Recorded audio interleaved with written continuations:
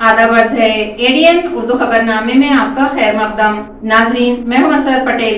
खबरों के सिलसिले को आगे बढ़ाने से पहले आइए एक नजर डालते हैं आज की सुर्खियों पर। महाराष्ट्र में मसाजिद के रजिस्ट्रेशन के लिए वक्फ बोर्ड शुरू कर रहा है रजिस्ट्रेशन ड्राइव मुहिम। अमले की कमी को पूरा करने के लिए आर्जी भर्ती को मिली मंजूरी।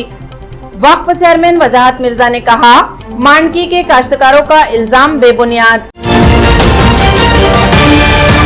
बरसों बाद कॉरपोरेशन के 24 अफसरान और मुलाजिमीन को मिला तरक्की का तोहफा। और महंगे पेट्रोल से परेशान आवाम की बढ़ सकती है मुसीबत। औरंगाबाद समेत मुल्क में पेट्रोल की जबरदस्त किल्लत का अंदेशा। अब खबरें तफसील से। महाराष्ट्र में मसाजिद के रजिस्ट्रेशन का मसला हल करने के लिए वक्फ बोर्ड 20 मई से 10 रोजा रजिस्ट्रेशन ड्राइव मुहिम शुरू कर रहा है। बोर्ड के चेयरमैन वजाहत मिर्जा ने कहा कि अमले की कमी को पूरा करने के लिए मीटिंग में आर्जी भर्ती का अहम फैसला किया गया है। महाराष्ट्र स्टेट वक्फ बोर्ड की 2 रोजा मीटिंग आज खत्म हुई। मीटिंग में चेयरमैन वजाहत मिर्जा, फौजिया तहसीन खान, इम्तियाज जलील के अलावा तमाम मेंबरान मौजूद थे।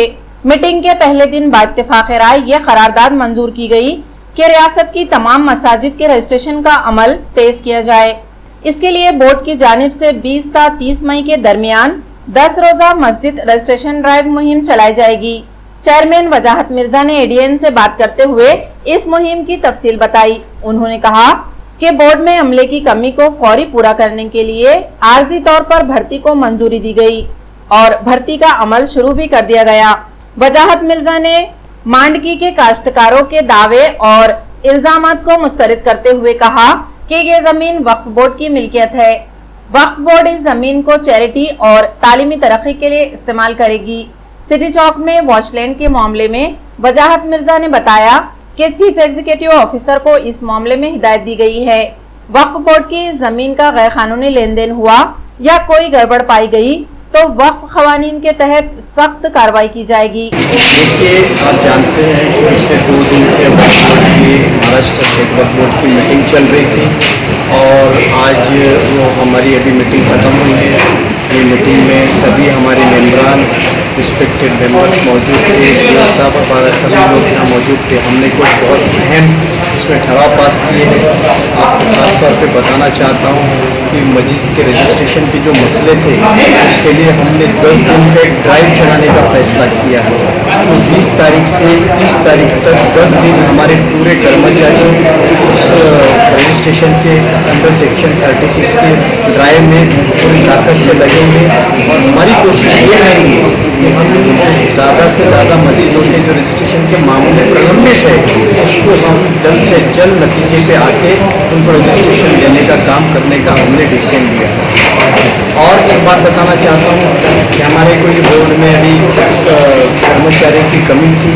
आप जानते हैं कि महाराष्ट्र सरकार ने हमको 169 लोगों भरने की परवानगी दी है। उसका रिक्रूटमेंट रूल बनाने का काम मंत्रालय लेवल पे चल रहा है और जल्द से जल्द वो पूरा हो जाएगा और इंशाअल्लाह आने वाले 3 महीने में 169 लोगों का हम भर्ती करने जा रहे हैं और वो इंशाअल्लाह मुकम्मल हो जाएंगे। लेकिन जब तक अगर कोई हमारे पास स्टाफ की कमी अभी भी है तो ये 3 महीने में हमारे को जो स्टाफ की कमी वो दूर करने के लिए हमने कुछ कॉन्ट्रैक्ट बेसिस पे कुछ टेम्पररी एम्प्लॉय अपॉइंट करने का फैसला किया है, जिनकी आज इंटरव्यू है। उसमें बहुत अच्छे लोगों ने इंटरव्यू दिया। वो भी मामले में हम कॉन्ट्रैक्ट बेसिस पे भी कुछ कर्मचारियों की नियुक्ति करने जा रहे हैं और जल्द से जल्द हो जाए। हमारे पास में इसके सारे कागजात मौजूद हैं।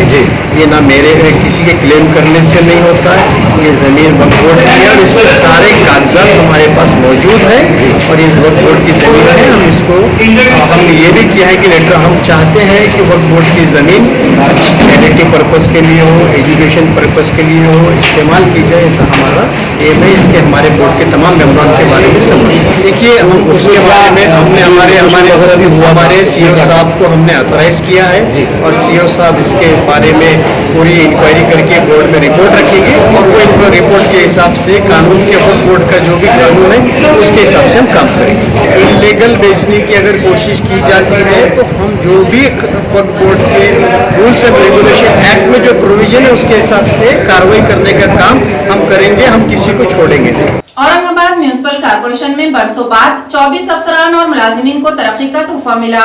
सिलेक्शन कमेटी की सिफारिश पर म्यूनिसिपल कमिश्नर ने आज तरक्की के ऑर्डर जारी किए। कॉर्पोरेशन में बरसों से क्लास 1 से लेकर क्लास 3 तक काम करने वाले अफसरान और मुलाजिमीन तरक्की से महरूम थे। एस्टेब्लिशमेंट डिपार्टमेंट की सिलेक्शन कमेटी ने क्लास 1 जमरे के 4 ओहदों, क्लास 2 जमरे के 3 ओहदों और क्लास 3 जमरे के 17 मुलाजिमीन को तरक्की देने की सिफारिश की थी। इस सिफारिश को कबूल करते हुए म्यूनिसिपल कमिश्नर ने 24 अफसरान और मुलाजिमीन की तरक्की के ऑर्डर जारी किए। गैर मुस्लिमों में इस्लाम से मुताल्लिक़ गलतफहमी को दूर करने के मकसद से जमात इस्लामी हिंद औरंगाबाद की जानिब से चलाई जा रही तारुफ मस्जिद मुहिम के तहत आज सिटी चौक मस्जिद में ईद मिलन प्रोग्राम मुनक्किद किया गया। मस्जिद मुआशरे की तमाम सरगर्मियों का मरकज हुआ करती थी, लेकिन आज मस्जिदों को सिर्फ इबादत के लिए मखसूस कर दिया गया। इस्लाम, मुसलमान और मस्जिदों के ताल्लुक से पूरी दुनिया में चल रही साजिशों को नाकाम करने के लिए जमात इस्लामी हिंद की जानिब से गैर मुस्लिमों में मस्जिदों का तारुफ कराने की मुहिम चल रही है।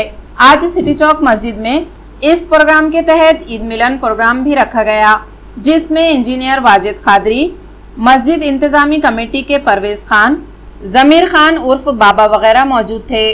प्रोग्राम में सिटी चौक पुलिस थाने के इंस्पेक्टर अशोक गिरी और इनके मातहत भी पहुंचे। वाजिद खादरी ने गैर मुस्लिम मेहमानों के सामने मस्जिद में होने वाली सरगर्मियों की तफसील पेश की। जमीर खान उर्फ बाबा वगैरह मौजूद थे। आज सिटी चौक के इस मस्जिद में मस्जिद परिचय कार्यक्रम रखा गया था। इसमें हमारी कोशिश ये थी कि हमारे जो बरादरान वतन हैं उन सबको बुलाया जाए, वो लोग यहाँ पर आएँ और अमली तौर पर नमाज़ पढ़ते हुए और वज़ू करते हुए लोगों को देखें। मस्जिद में किस तरह से पीस और शांति जो है इसका वो अनुभव खुद करें। और इस लिहाज से हमारे सब साथियों ने ये कोशिश की कि अपने अतराफ़ के जितने लोग थे, बहुत सारे लोग आए, मस्जिद में आकर के बैठे, हमको नमाज़ हमने उनको बताया कि सब नमाज़ किस तरह से पढ़ी जाती है, सजदा क्या है, साष्टांग नमस्कार, दुआ, प्रार्थना और फिर अज़ान का तरीक़ा और उसके बाद फिर मिंबर और मसाजिद और सफ़े, तमाम चीज़ों की मालूमात उनको दी गई। फिर उसके बाद साथ में बैठ कर के उन लोगों ने शीरखुरमा भी पिया और इस तरह से उन्होंने बहुत पसंद किया। बहुत अच्छे अच्छे तासुरात है। लोगों ने कहा कि साहब हमको पहली बार मस्जिद में आने का मौका मिला, हमने शांति की अनुभूति की, हमको सारी चीज़ें देखने को मिली।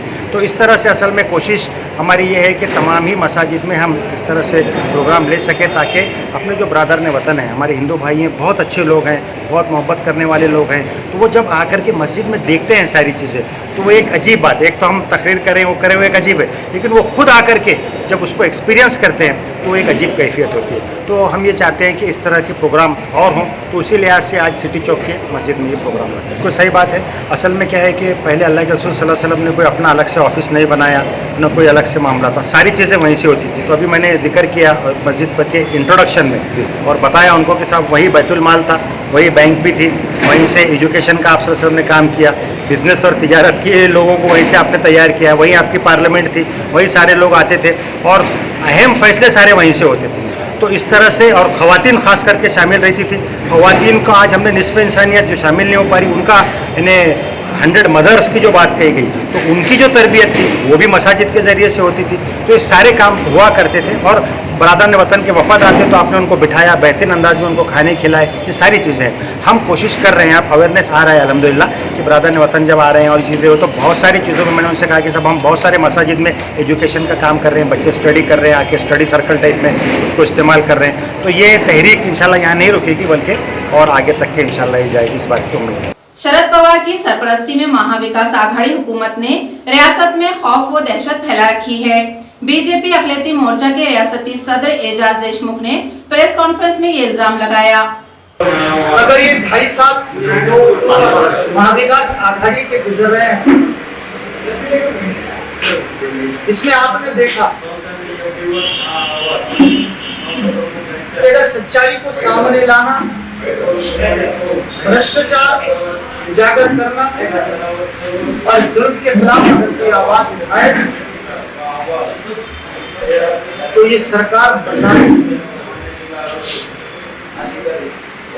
आपने राष्ट्रवादी कांग्रेस का जो कृति देखा, एक कैबिनेट मंत्री ने अपने घर पे बुलाकर जिस तरह की मारपीट की वो आपके सामने है। भारतीय जनता पार्टी के नेता महाराष्ट्र बीजेपी के प्रवक्ता आमदार गोपीचंद पडळकर साहब पर हमला आपके सामने है। बीजेपी के प्रवक्ता अंबेडकर साहब के ऑफिस में घुसकर उनको मारना ये आपके सामने है। और 2 दिन पहले की घटना केंद्रीय मंत्री के एक सार्वजनिक कार्यक्रम में जाकर राष्ट्रवादी अपने महिला कार्यकर्ताओं को वहां भेजकर दहशत का वातावरण निर्माण करने का जो काम किया है ये भी आपके सामने। खबरें और भी हैं, लेकिन एक छोटे से वक्फे के बाद जल्द हाजिर होते हैं। आप देखते रहिए ADN Urdu news.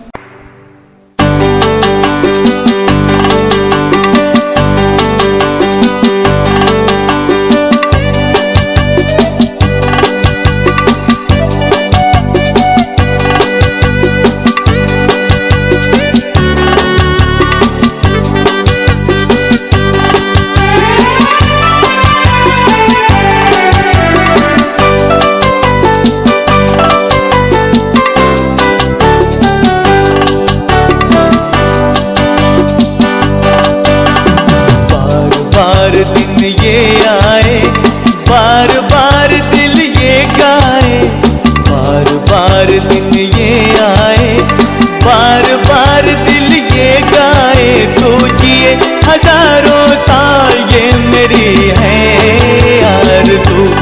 Happy birthday to you, happy birthday to you, happy birthday to Sunita, happy birthday to you.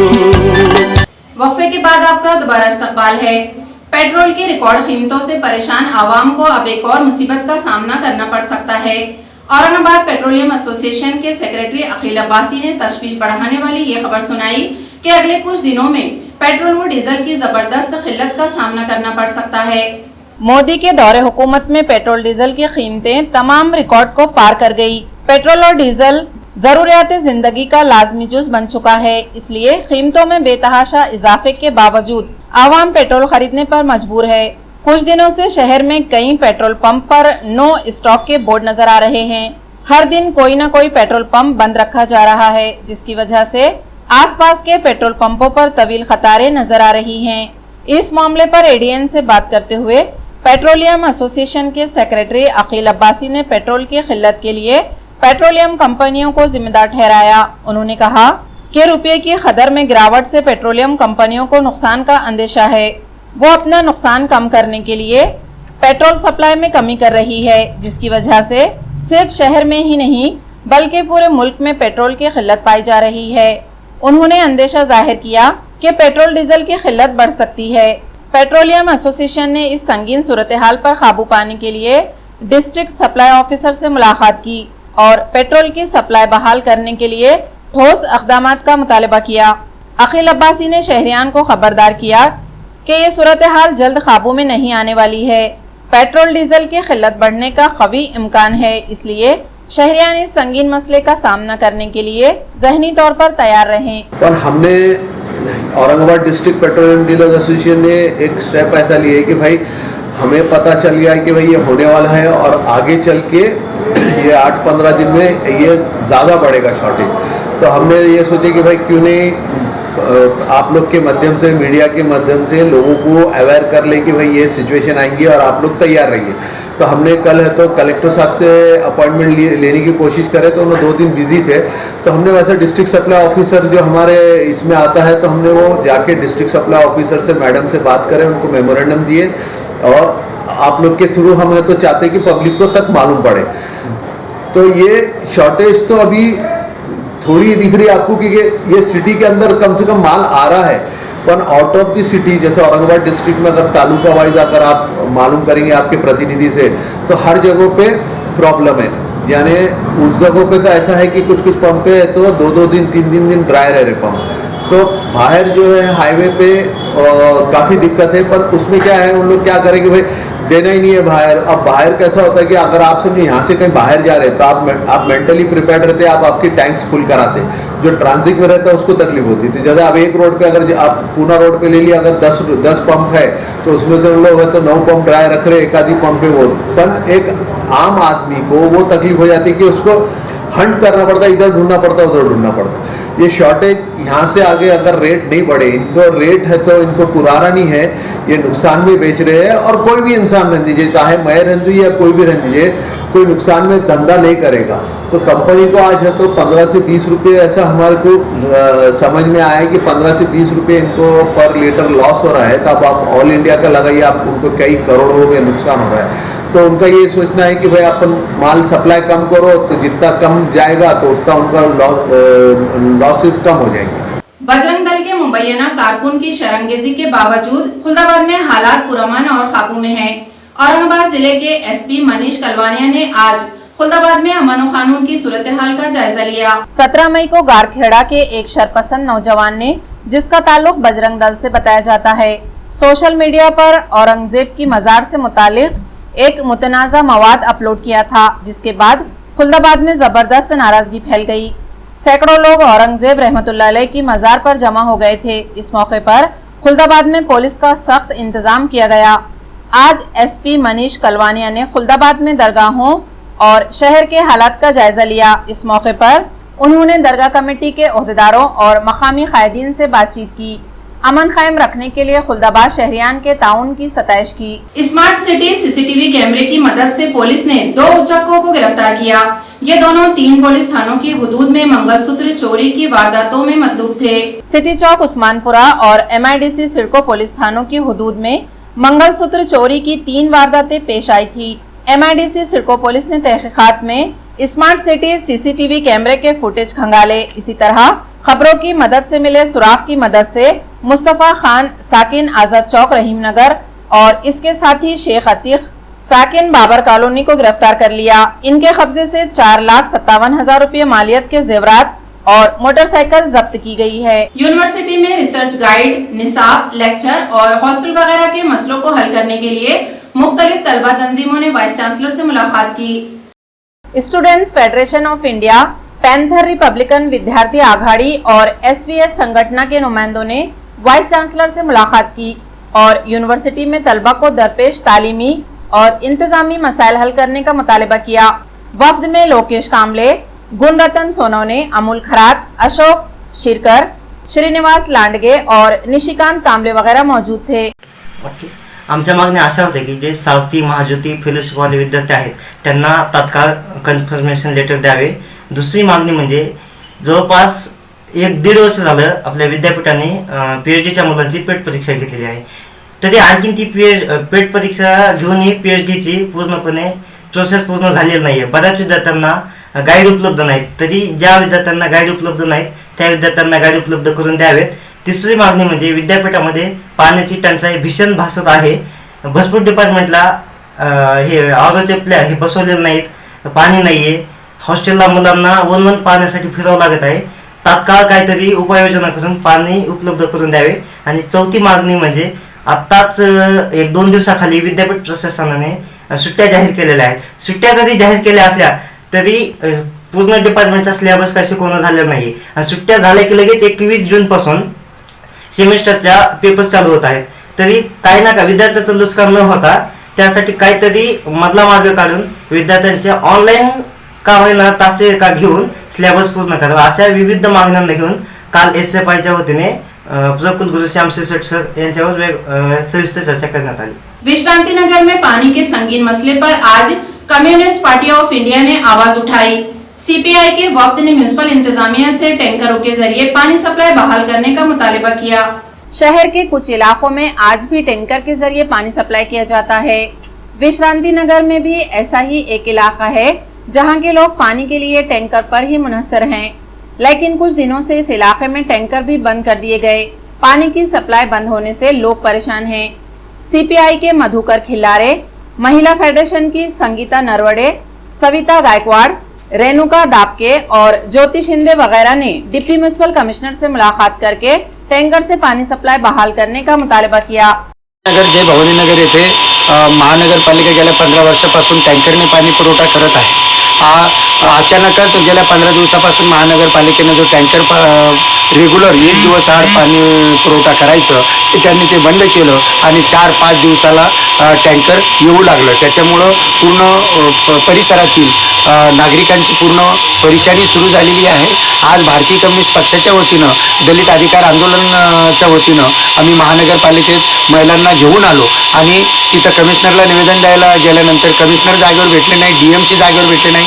मग शेवटी आम्ही अतिरिक्त आयुक्त पाणी पुरवठा विभागाचे अभियंता या हेमंत कोहली यांच्याशी चर्चा केली आणि त्यांनी सांगितलं की तुम्हाला रेग्युलर थोड्याशा अडचणी आहे, रेग्युलर पाणी पुरवठा होईल, परंतु जे पाणी ते आम्हाला देत आहे ते पाणी पिण्यायोग्य नाही असं नागरिकांचं म्हणणं आहे। पिवळ्या रंगाचं थोडंसं वास मारतं म्हणून आम्ही त्यांच्याशी तीही चर्चा केली, परंतु ज्या पूर्वी टाकीवरून ते पाणी द्यायचे आम्हाला त्याच टाकीवरून पाणी देण्यात यावं अशी मागणी आम्ही त्यांच्याशी केली आणि म्हणून आज आम्ही त्यांनी जर आम्हाला पूर्वी ज्या टाकीवरून पाणी आणि तेही दिसाड दिस त्यांनी दिलं नाही तर इथून पुढे भारतीय कम्युनिस्ट पक्षाच्या वतीनं आम्ही तीव्र आंदोलन करू असा इशारा आम्ही आपल्या मार्फत देत आहोत। युवा सेना के लीडर साबिक डिप्टी मेयर राजू जंजाल की सालगिरह के मौके पर घाटी अस्पताल के मरीजों और जरूरतमंदों को खाना खिलाया गया।